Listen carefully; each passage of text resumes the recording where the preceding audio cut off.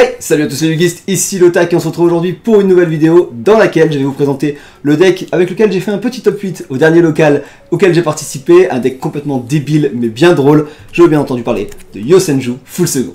Pour ceux qui ne connaîtraient pas cet archétype, parce que c'est vrai que c'est un archétype assez ancien, c'est tout simplement Merce Fourrure en beaucoup plus fort. Très clairement, tous les Yosenju ont deux effets en commun, à savoir de pouvoir normal summon supplémentaire dès qu'elle est normale. Admettons, je normal summon celle-ci, je vais pouvoir en normal summon une autre, qui pourra en normal summon une autre, etc., etc. Vous connaissez la mécanique grâce à Merce Fourrure. Et ils ont un autre effet en commun, c'est qu'en une phase, tous les Yosenju remontent en main. Et ça, c'est toute la subtilité du deck. Le fait qu'ils remontent en main va nous permettre de jouer des cartes absolument dégueulasses. Et on va voir ça tout de suite. On commence ce deck profile avec 3 Yosenju Kama 1, qui est la base du deck, avec 3 Yosenju Kama 2 et 2 Yosenju Kama 3. Alors, chaque Yosenju a, en plus de leurs effets communs, un effet particulier. Yosenju Kama 1 va pouvoir bounce une carte face recto dès lors qu'un autre Yosenju est sur votre terrain. Ce n'est pas un hard on per turn, donc si vous arrivez à placer plusieurs Kama 1 sur votre board, vous pourrez le faire plusieurs fois et c'est tout l'intérêt du deck. Kama 2 va pouvoir taper directement dans les points de vie en divisant ses propres dommages par 2. C'est pas dégueulasse, c'est surtout une normal summon supplémentaire, très clairement. Après, pour le time, c'est très cool et ça permet aussi un combo avec Yosenju Kama 3.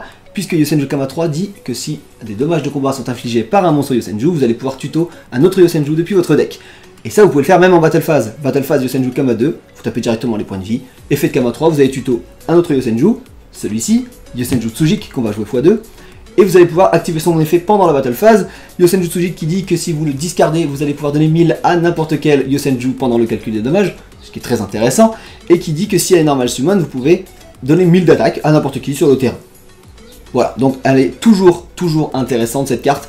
Son seul effet, enfin son seul désavantage on va dire par rapport aux autres, c'est que celle-ci et celle que je vais vous présenter juste après n'ont pas l'effet en commun de normal summon supplémentaire. Donc il faudra vraiment normal celle-là en tout dernier, mais c'est généralement pas dérangeant puisque généralement vous allez avoir largement assez de Yosenju pour l'invoquer plus tard et avoir de quoi faire sur votre board. Donc c'est vraiment jamais un problème. Et on va continuer avec 2 Yosenju Izna. Alors je l'ai très rarement vu dans les deck profiles, on va dire jamais. Yosenju Izna est sorti là récemment en juillet dernier dans Rira. En fait elle a deux effets très cool. Le premier effet c'est que vous pouvez la discard pour protéger vos normal summon Yosenju, ce qui est très important puisque si vous perdez votre normal vous pouvez ranger le deck, très clairement. Donc elle va protéger vos normal summon et vos effets de Yosenju en la discardant, c'est très intéressant. Et deuxième effet, vous allez pouvoir draw une carte. Et encore une fois, c'est très intéressant parce que du draw power, c'est toujours trop cool. Voilà pour les Yosenju. Donc celle-ci, Izna et donc Tsujik n'ont pas cet effet en commun de normal summon supplémentaire, mais ils ont tous quand même l'effet de remonter en une phase. Donc il va falloir faire très attention lorsque vous jouez ce deck à bien placer vos Yosen avant toute chose, et bien sûr à placer celle-ci par exemple, Izna. Si vous commencez en Yosenju Izna, c'est pas terrible parce que vous n'allez pas pouvoir normal summon supplémentaire, alors qu'à l'inverse, admettons, vous avez une main vraiment très cool. Normal summon Yosenju 1, effet, je normal summon Yosenju 2, effet, je normal Yosenju 3, effet, je normal Yosenju 1, effet, je normal Yosenju Tsujik. Bon, alors là par exemple, typiquement, si vous avez ce genre de main, c'est un peu une god hand. Yosenju Kama 1 et 1 ici vont pouvoir bounce 2 cartes, celle-là va taper directement, celle-là va les tuto, et celle-là va donner 1000 à n'importe qui. Donc c'est quand même pas dégueulasse, et en une phase, elle remonte tout en main, donc l'adversaire ne pourra même pas vous les détruire. C'est pour ça que c'est très intéressant. Pour ce qui est des end-traps, on va simplement jouer 2 Nibiru, c'est largement suffisant. 1 c'est pas assez, 3 c'est beaucoup trop, ça va brick sinon, surtout qu'on va jouer d'autres cartes qui sont tout aussi efficaces. Mais Nibiru peut clairement se le permettre dans ce deck, puisque de toute façon ça ne nous affectera pas nous, donc let's go, jouer Nibiru. Ensuite on va jouer 2 Gizmek Kaku, cette carte est absolument incroyable et elle mérite sa place dans n'importe quel deck Go second. C'est une niveau 9 qui se spé, une 2750 qui vole un monstre extra. Le nombre de fois où j'ai volé un monstre extra à Salamangreat, c'était incroyable. Alors elle est très forte dans Salam, mais elle est très forte contre Salam aussi, très clairement. Donc cette carte est vraiment trop forte.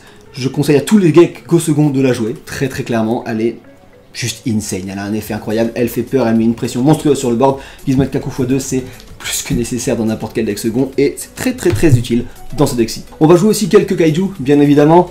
2 Gamciel, un Ogoran, un Kumongus, un Jizukiru. Alors là après c'est les kaiju que vous voulez, très clairement on s'en fiche. C'est juste que le fait de pouvoir kaiju leur monstre le plus puissant pour pouvoir aller les rebounce avec Kama 1 et les re-kaiju derrière, c'est incroyable. Je vous jure que c'est jouissif de faire Gamciel sur Trigate, effet Kama 1, je remonte Gamciel, effet pouf, je re-kaiju un autre monstre. N'importe quoi, c'est juste full débile mais c'est ça qui fait tout le deck et c'est ça qui est très intéressant à faire. Hop. Donc on joue 5 kaiju et évidemment on va jouer Slumber en plus parce que c'est juste n'importe quoi. Et enfin pour les monstres, on va terminer avec 2 one-off. On va jouer Dino-Nuclear Pancraceratops, qui serait en x3 très clairement si elle n'avait pas été limitée. Pour les Going Second, on le sait tous, trop fort, ça met une pression, ça met une interrupt, ça peut vraiment faire quelque chose de très intéressant. Donc Dino Pancra évidemment qu'on le joue, et on va jouer évidemment Cyber Dragon en x1. Alors je l'ai joué en plus que ça à l'époque, mais je trouve que x1 c'est largement suffisant. En fait elle va nous permettre l'accès à l'extra deck Cyber Dragon qui est quand même très intéressant, en tout cas qui était très intéressant au moment où j'ai fait ces decks, puisque Orcus était omniprésent, ça là aussi, enfin voilà, c'est très fort. Là aujourd'hui je pense que x1 c'est largement suffisant, des deck machines il y en aura et il y en aura toujours, Orcus on continuera à le voir, mais c'est moins intéressant, donc x1 je pense que c'est largement suffisant, c'est juste pour avoir accès à l'extra, tout simplement. Ensuite en magie on va jouer 2 pots des désirs, qui seront très facilement remplaçables par 2 pots d'extravagance dès lors qu'ils seront réédités dans la boîte Toon, puisque pot d'extra ça coûte beaucoup trop cher pour ce que c'est, surtout pour un deck aussi fun, mais pot d'extra serait beaucoup plus intéressant que pot des désirs. Voilà, après pot des désirs fait très clairement le taf, hein, c'est du draw power, on aime toujours. On va jouer 2 super polis, et évidemment l'extra deck qui va avec full target, ça va être n'importe quoi, super poli trop fort dans n'importe quelle méta, dans n'importe quel deck, c'est juste abusé. On peut très clairement se permettre de le faire parce que notre zone extra, bah, on en a rien à foutre, très clairement. Nous ce qu'on veut c'est normal, faire les effets, remonter en main, donc on peut se permettre de faire super poli sans aucun problème. On va jouer évidemment, comme j'ai dit plus tôt, 2 interruptions de sommeil kaiju. Alors 3 c'est un peu trop quand même, clairement, on a que 5 kaiju donc calmez-vous. Mais 2 interruptions de sommeil kaiju parce qu'en fait tout simplement c'est trou noir en mieux. Ça va vous permettre de mettre un kaiju en face, un kaiju à vous, et vous allez continuer vos normales et vous allez terminer. Surtout qu'avec Kamarin vous allez remonter le propre kaiju que vous lui avez mis sur le terrain. Donc c'est n'importe quoi, c'est juste un tuto 2 clairement, et un Rasboard, donc c'est trop fort dans ce deck. On va jouer quand même 2 anti-MP avec 2 cyclones cosmiques. Parce qu'il faut quand même des anti-MP, on sait jamais sur quoi on peut tomber. C'est pas non plus incroyable en termes d'anti-macro, mais c'est très bien. Cyclone Cosmique fait largement le taf contre la plupart des decks. Et puis voilà, vous payez 1000 life points. Qu'est-ce que les points de vie? Après tout, c'est qu'une ressource. On va jouer bien évidemment 3 formations de feu Tenki, puisque ce sont tous des bêtes guerriers. Ils sont tous tutorisables par formation de feu. Et en plus, ça va leur permettre de booster 200 d'attaque chacun des monstres. C'est un petit plus, c'est surtout pour la tuto qu'on va la jouer, mais pour permettre d'avoir tous les Yusenju Kama qu'on veut en main de départ, c'est très intéressant. Et c'est même en fait totalement nécessaire. Pour les magies, on va terminer avec une terraformation et évidemment la carte de l'enfer, 3000 mystiques qu'on peut très clairement se permettre de jouer dans ce deck, c'est juste n'importe quoi, puisqu'on n'a pas de monstre sur le terrain. Pourquoi on se préfère de mine mystique? Parce que lui il va en avoir très clairement, donc mine mystique beaucoup trop fort, ça permet de voler des games incroyables. Voilà, mine mystique de toute façon vous connaissez, c'est beaucoup trop fort et c'est pour ça qu'on va jouer avec terraformation pour être sûr de l'avoir en main. Pour les pièges, on va en jouer 4, on va jouer un raid reboot qui serait très clairement en x3 si ça n'avait pas été limité. Encore une fois, comme Dino-Nuclear Pancra, c'est juste trop fort contre Atageist, contre Trafrix, contre tous les decks à Bacro, c'est insane. Il faut jouer cette carte très clairement. Et on va jouer évidemment, comme tout bon Going Second qui se respecte, 3 Evenly Match parce que c'est n'importe quoi. Ça c'est pareil, le nombre de games que ça m'a volé, c'est incroyable. Evenly Match, must have dans ce deck. Ensuite, on va passer à l'extra deck, et comme je vous l'ai dit, on a accès à l'extra deck Cyber Dragon grâce au seul Cyber Dragon qu'on joue. Donc on va jouer une Chimera Tech et une Mega Fleet qui sont beaucoup trop fortes pour ne pas être jouées. On va jouer énormément de targets à Super Poly. Alors, évidemment, là c'est les targets de l'époque avant la MR5. Maintenant, peut-être que ça peut se modifier, mais c'était très fort à ce moment-là, donc je vais quand même vous les présenter. On va jouer Winda qui, elle, est toujours d'actualité, très clairement, beaucoup trop fort contre tous les Shadows. On va jouer Dragon Profondam des Dragon Necro. Tout simplement parce qu'en local, je savais que j'ai risqué de tomber sur des zombies, et j'ai bien fait, puisqu'il y en avait vraiment beaucoup. Donc contre les zombies, c'est très cool. Almadurk, le Dragard de Calice du Monde, contre Spiral, puisqu'à l'époque, il était omniprésent. Maintenant, je pense que des monstres liens, il y en aura beaucoup moins, donc on va peut-être pouvoir limiter Almadurk et mettre autre chose à la place. Mais c'était très cool à ce moment-là. Chat Danseur du Clair de Lune contre Lunalight, très clairement. Golem de Terre à Tignister contre tous les decks Cybers, Marine Cess, Salamangreat, etc. C'est surtout contre ça là évidemment, c'est juste Chimère Violette en mieux, donc autant la jouer. On va jouer évidemment Starving Venom Fusion Dragon, qui fonctionne toujours dans les Stargate Super Poly, il y a toujours autant de decks d'Aèvre. On va jouer Trinity Hérovision, parce que contre les héros à l'époque était aussi très fort, c'est super intéressant, et surtout qu'aujourd'hui en MR5 ça va l'être encore plus. Trinity je vous le conseille très clairement, parce que 3 monstres héros, bah, c'est rigolo de faire Super Poly là-dessus, hein. C'est juste énorme, donc Trinity bien sûr que je le conseille, et enfin Bout Dragon démarré contre tous les autres decks, très clairement, hein, tous les decks rogue avec plusieurs archétypes, etc. Bout Dragon, ça fait toujours le taf. On va jouer quand même quelques Xyz, même si l'extra est clairement pas nécessaire pour nous, des fois ça peut nous sauver parce que toutes les Yusenju sont niveau 4, et ça c'est très intéressant, vous savez à quel point j'aime les niveaux 4. On va jouer Abyss Dweller, puisque bah, c'est juste trop fort, on va jouer Dragon de la Tornade, évidemment anti-MP, au cas où Cyclone Cosmique ne suffit pas. On va jouer Baguska parce que cette carte c'est juste n'importe quoi, surtout à MR5, il va pouvoir spam autant de fusions qu'il veut, on s'en fout, ils n'auront pas d'effet. Donc voilà, c'est très cool. On va jouer Exciton au cas où contre les decks Abacro, contre les decks comme Altergeist tout simplement, pour pouvoir tout détruire, ça peut être utile. Et on va jouer évidemment une autre carte de pute pour le time, on va jouer Cowboy Gagaga, parce qu'on aime jouer pute dans ce deck. Et enfin pour le side deck que j'avais à l'époque et qui je pense va le rester, c'est un deck bien enfoiré, très clairement, parce que ce deck est totalement full second, vous l'avez vu avec le deck profile, c'est n'importe quoi, il faut absolument jouer second pour jouer, sauf que ça l'adversaire il va le savoir, donc ce que vous allez faire c'est que vous allez sider pour jouer premier, et vous allez sider pour jouer premier comme un connard, donc, très clairement.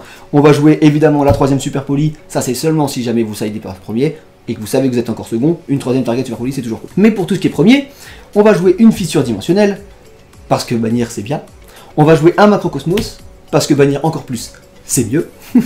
Surtout que nous, on ne sera pas affecté par ce genre de cartes. Puisque Yosenju, vous remontez en main, on s'en fout, ils ne seront jamais bannis. Donc autant se permettre de jouer des cartes comme ça et kiffer en fait clairement la réaction de l'adversaire, le nombre de fois où ils voient Macrocosmos et qu'ils font « Ah, bah ouais mon pote, moi je m'en branle !» On va jouer aussi 3 Storming Mirror Force, parce que c'est la meilleure des Mirror Force et qu'on peut se le permettre en going first, très clairement. On va jouer un Metaverse pour avoir accès encore plus facilement à Mine Mystique au cas où on est premier. On va jouer 2 erreurs parce que c'était tout simplement en fait pour remplacer Draw-Lock. Je me suis dit en tant que premier, autant mettre erreur, c'est beaucoup plus intéressant, surtout contre des decks comme Spiral, à l'époque qui était vraiment très omniprésent. Donc erreur c'était cool, maintenant je pense qu'on peut le modifier très clairement. Après le side de toute façon ça se modifie à chaque fois, hein. À chaque tournoi ça se modifie quasiment. Mais là avec la MR5, ouais, il y aura quelques changements à prévoir. On va jouer évidemment 3 jugements solennels. Parce que c'est trop fort en premier, hein. Très clairement, si lui il joue pas, vous allez avoir le champ libre pour jouer, donc c'est beaucoup plus intéressant. Et on va jouer, pour le coup, une carte qui va être très intéressante en MR5, pour pas dire MVP, barrière dimensionnelle, parce que ça bloque absolument tous les decks, sauf vous.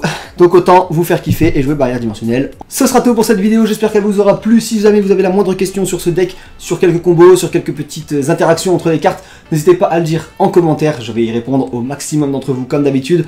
N'hésitez pas non plus à vous abonner parce qu'on est en route vers les 3000 abonnés et qu'on n'a jamais été aussi près du but. Donc je compte sur vous, partagez cette vidéo si elle vous a plu. Je vous dis salut à tous, bon jeu.